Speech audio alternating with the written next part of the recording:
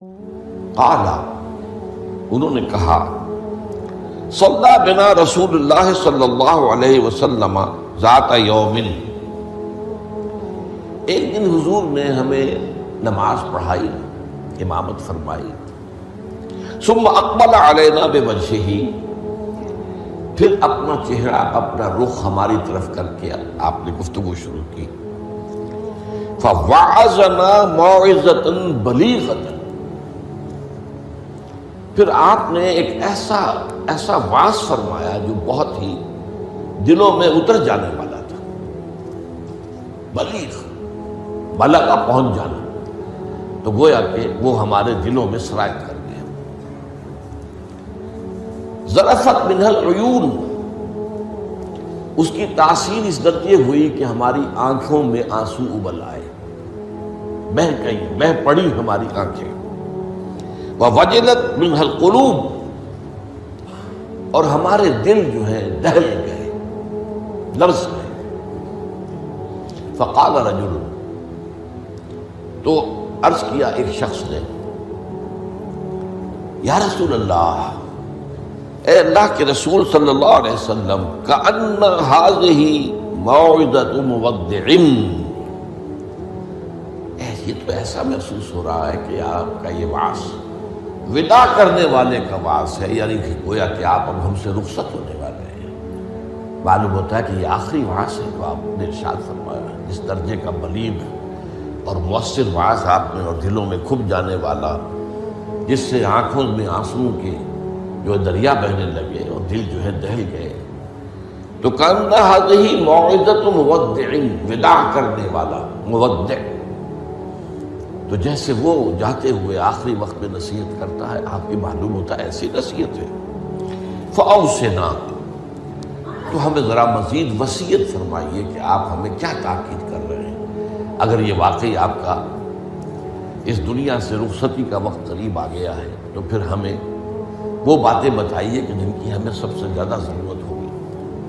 اب یہاں سے حضور کا قول شروع ہو رہا ہے. فقال، حضور نے فرمایا، اوصیکم بتقوی اللہ،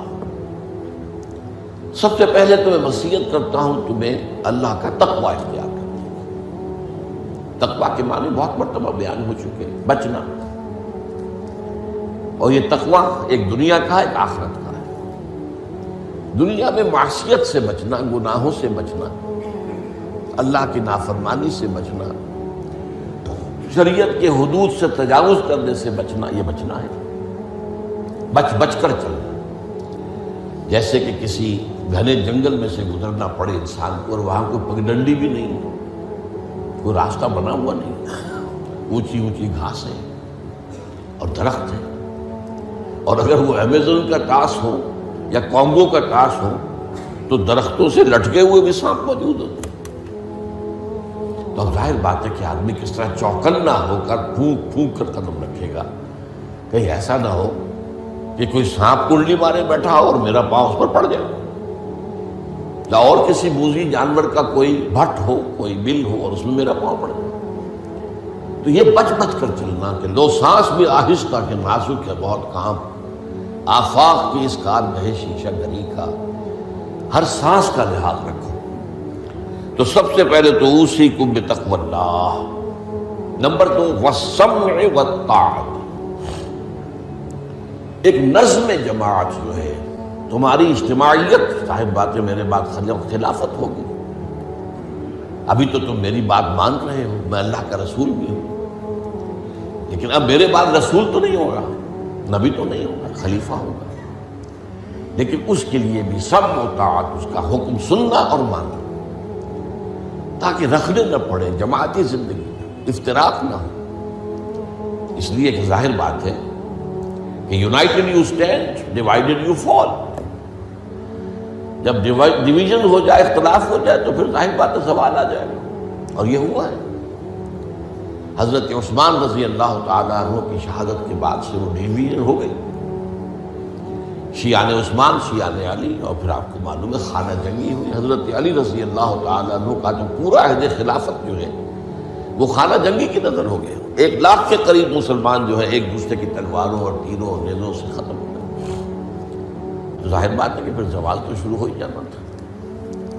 فرمایا وَالسَّمْعِ وَالطَّاعَةِ وَإِنْ كَانَ عَبْدًا حَبَشِيًّا، خواہ تمہارا خلیفہ تمہارا امام چاہے ایک حبشی غلام ہو، یہ نہ سمجھنا کہ تم برتر ہو، اعلیٰ ہو، وہ ادنا ہے، وہ گھٹیا ہے، نہیں، حبشی غلام بھی ہو تو فَإِنَّهُ مَنْ يَعْشُ مِنْكُمْ بَعْدِي فَسَيَرَىٰ اخْتِلَافًا كَثِيرًا، اس لیے کہ تم میں سے جو بھی میرے بعد زندہ رہے گا وہ بہت کثرت کے ساتھ اختلاف دیکھے گا کہ مسلمانوں میں اختلاف ہو جائے۔ اختلاف تو حضرت ابوبکر کے زمانے میں ہوا، بس بات ہو گئی، اختلاف رائے ہو گیا، پھر فیصلہ ہو گیا، پھر سب عمل کر رہے ہیں۔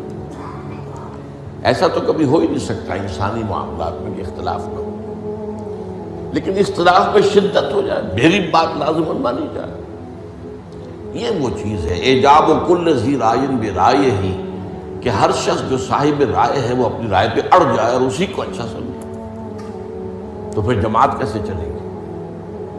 جماعت میں تو ظاہر بات ہے کہ کثر و انکسار کرنا پڑتا ہے، اپنی رائے کو پیچھے ڈالنا پڑتا ہے، امیر کی رائے کو ماننا پڑتا ہے۔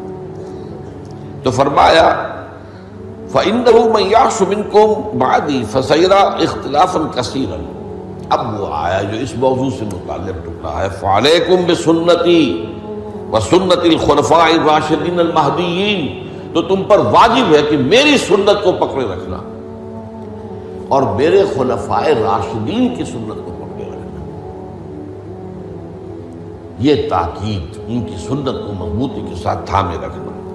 المہدیین، یہ جو خلفائے راشدین ہوں گے یہ مہدی ہوں گے، مہدیین ہدایت یافتہ ہوں گے۔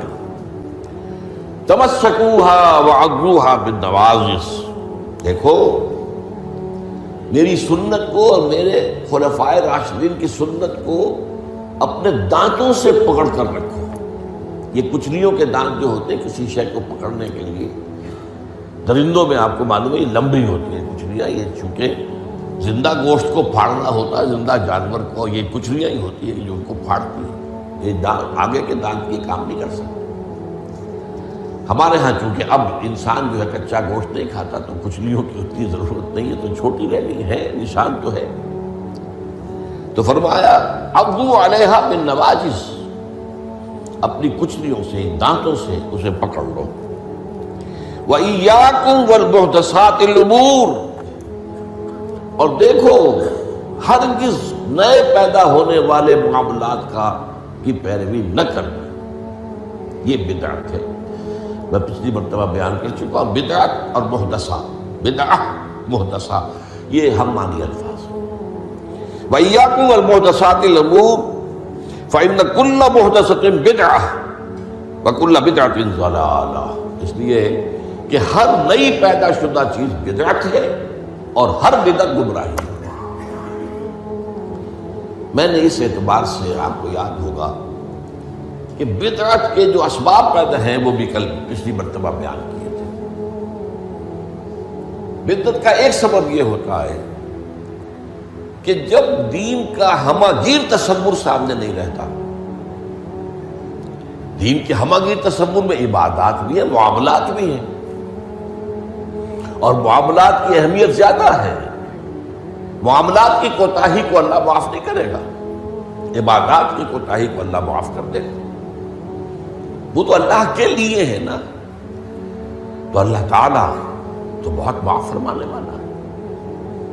یہ انسانوں کا حق اللہ کیسے معاف کرے گا؟ آپ نے کسی کا حق مارا ہے تو اس کا حساب کتاب تو ہو کر رہے گا، یا تو آپ کے کچھ برے اعمال، اس کے کچھ برے اعمال گناہ آپ کے حساب میں آئیں گے، اور یا آپ کی کچھ نیکیاں ہوں گی تو وہ دے دی جائیں گی اس کو جس کا کہ حق آپ نے مارا۔ وہ گیو اینڈ ٹیک وہاں ہوگا، کریڈٹ ڈسکریڈٹ جو ہے وہ ہوگا، کریڈٹ اور ڈیبٹ وہ ہو کر رہے گی۔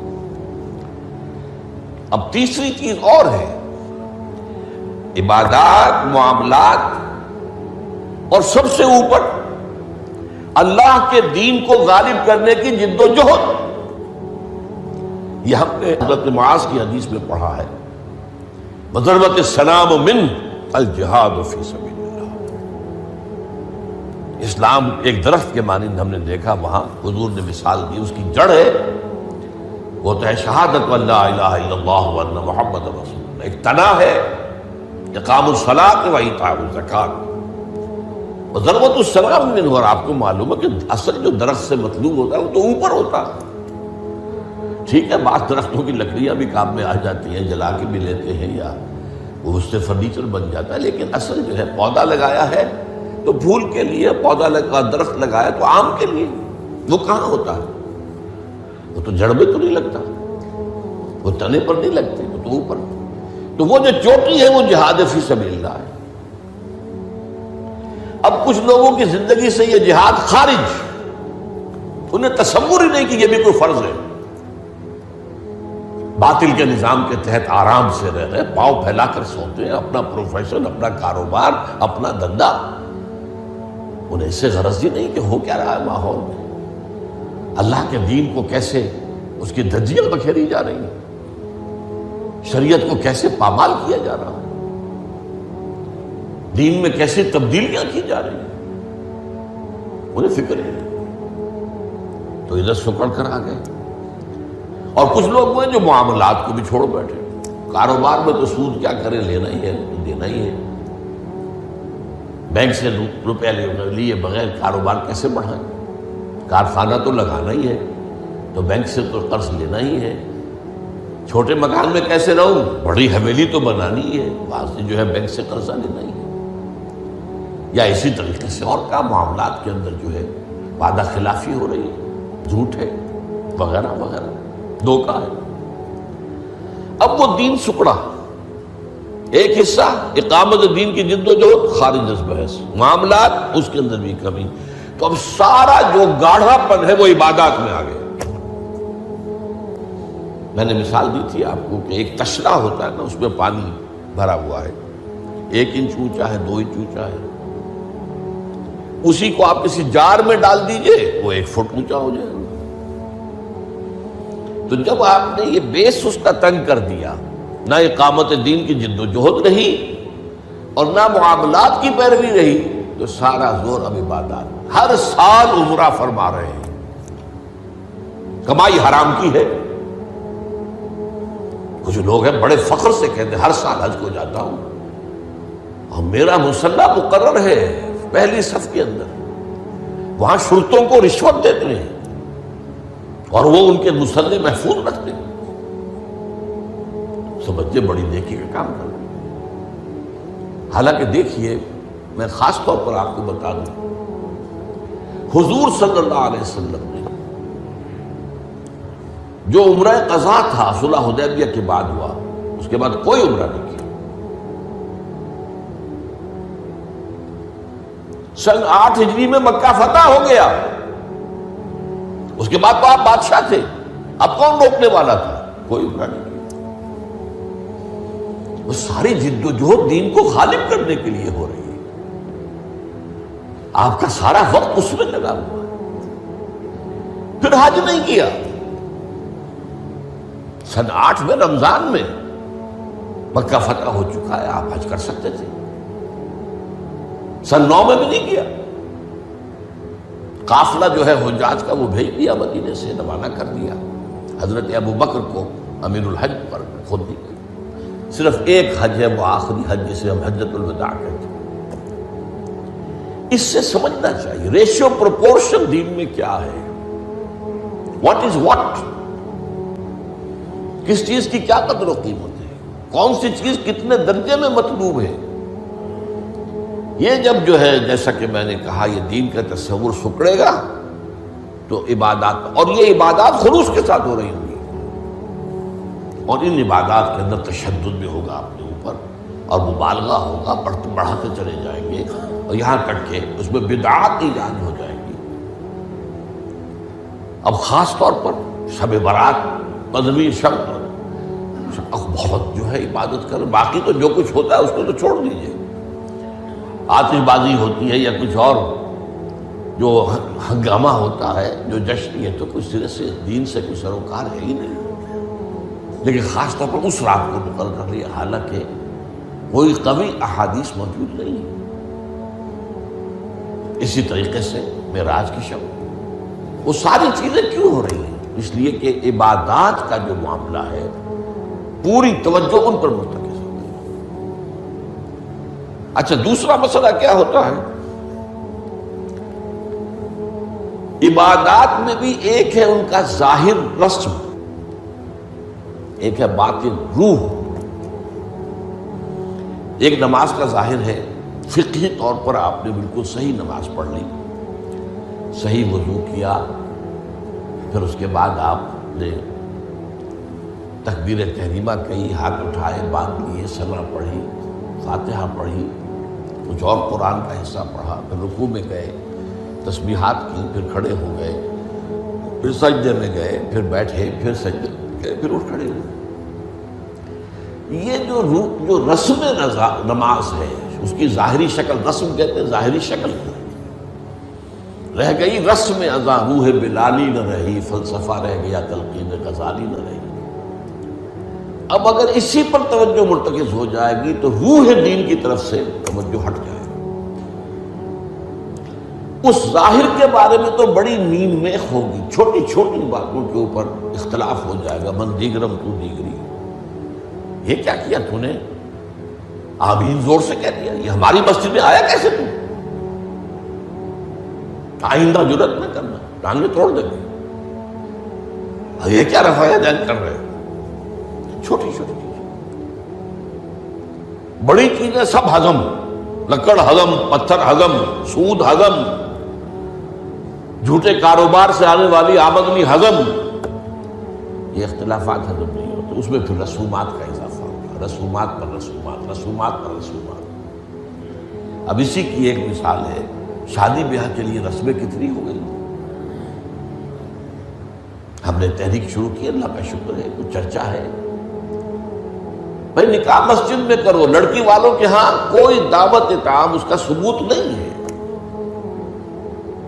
دعوت طعام ایک ہے، اور وہ دعوت ولیمہ ہے لڑکے کی طرف سے، اس کا گھر آباد ہوا ہے، وہ اپنی خوشی منائے، سیلیبریٹ کرے اپنے دوستوں، یہ ثابت ہے، اس کی تاکید ہے۔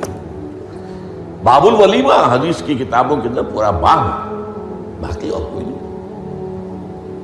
اب یہ ہمارے ہاں بارات چڑھ رہی ہے اور پہلے سیرا بن رہا ہے، اور پھر وہاں کچھ پیسے پیش کیے جا رہے ہیں، پھر وہ بارات گئی ہے جتھا بن کر، اور وہ لڑکی والوں کے ہاں جو ہے وہاں نکاح ہوا ہے، اور وہاں پھر وہ جو کھانے کھائے جا رہے ہیں ان میں جو آپ کو معلوم ہے اسراف ہو رہا ہے، جو کھانا جو ہے برباد ہو رہا ہے جس طریقے سے کھاتے ہیں، یہ ساری چیزیں۔ اور پھر کتنی دعوتیں ہوتی ہیں، مہندی کی دعوت ہو رہی ہے، مہندی کی رسم ہو رہی ہے، ابھی تو تاریخ لینے جا رہے ہیں لڑکی والوں کے ہاں، وہ دعوت ہو رہی ہے، جشن ہو رہا ہے، پر ہوتا کہاں ہے یہ؟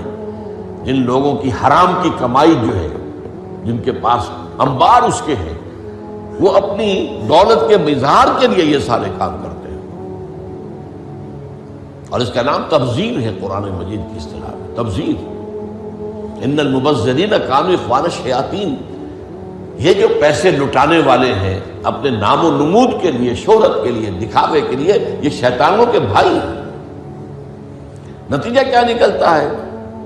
آپ کے پاس تو دولت کے انبار تھے، آپ نے کیا، ایک غریب آدمی کی مصیبت ہو گئی، وہ کیا کرے؟ میری بیٹی کیا کہے گی؟ میری شادی پر میرا باپ یہ بھی نہیں کر سکتا۔ وہ کھاتے پورے کرتے ہیں جس طرح بھی ہو، کچھ بھی، کہیں حرام سے کمائیں، کہیں چوری کریں، کہیں ڈاکہ ڈالیں، کہیں رشوتیں لیں، جس کے ہاں چند بیٹیاں ہو جائیں اس کی نیندیں حرام ہو جاتی ہیں۔ جبکہ اسلام کا اصول یہ ہے، شادی میں لڑکی والوں کا ایک پیسہ بھی خرچ نہیں ہونا چاہیے، مہر لڑکا دے گا، محفل نکاح میں چھوارے لائے یا کچھ اور لائے، ٹافیاں لائے، کچھ آئے، منہ میٹھا کرانے کے لیے لڑکا لائے گا، ولیمہ لڑکا کرے گا، لڑکی والوں کو تو خرچ ہی نہیں، نہ جہیز کا کوئی تصور اسلام میں۔ لیکن ہمارے یہاں سارا معاملہ الٹا ہے۔ تو یہ ہے اصل میں جو اسباب ہوتے ہیں۔ اس میں میں نے ایک چیز آپ کو اور بتائی تھی، جہاں کوئی بدعت آئے گی وہاں سے کوئی سنت غائب ہو جائے گی۔ حدیث سنانے سے رہ گئی تھی، ما احدث قوم بدعۃ الا رفع مثلها من السنت، رواہ احمد رحمہ